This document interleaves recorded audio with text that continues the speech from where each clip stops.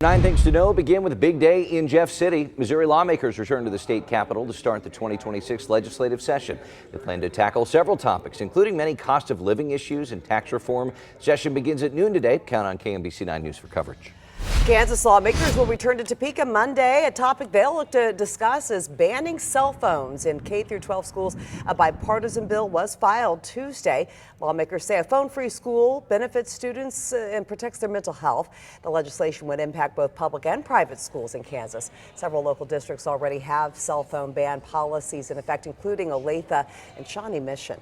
I don't think either the American people or Venezuelan people are ever going to get the benefit of that money regardless. President Trump claims Venezuela will turn over 30 to 50 million barrels of oil to the U.S. The move causing some skepticism and concern this morning. Plan for the country still very much unclear after the U.S. removed President Nicolas Maduro over the weekend. A judge has canceled testimony today in the trial of the Uvalde, Texas police officer accused of abandoning children in the 2022 shooting at Robb Elementary. The judge says that prosecutors withheld evidence in the case. Adrian Gonzalez has pleaded not guilty to 29 counts of child endangerment or abandonment. State troopers are investigating a man's death in Johnson County, Missouri. 34-year-old Bender Ati died while in custody of the Missouri State Highway Patrol. Troopers say they encountered him while investigating a report of vandalism. Investigators say he had a knife, so troopers used a taser. After they took him into custody, he lost consciousness and medics couldn't save him. Today, I'm at the point where I'm out of money, I've got no dog, lesson learned.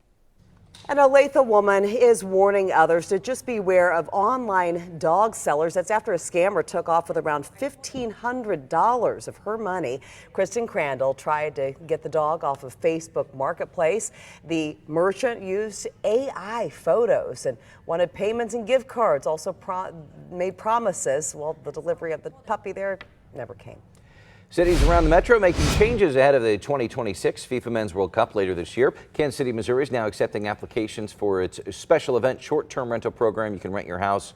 It costs $50 for a license. Lawrence is expanding how many rental properties someone can license and where they can be. And Lee Summit's considering limiting how long its bars can stay open during the World Cup. 3 a.m. is the proposed cutoff.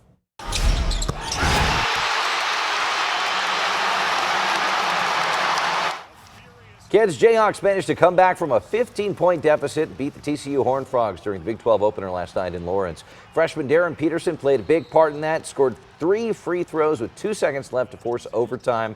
Jayhawks win 104-100.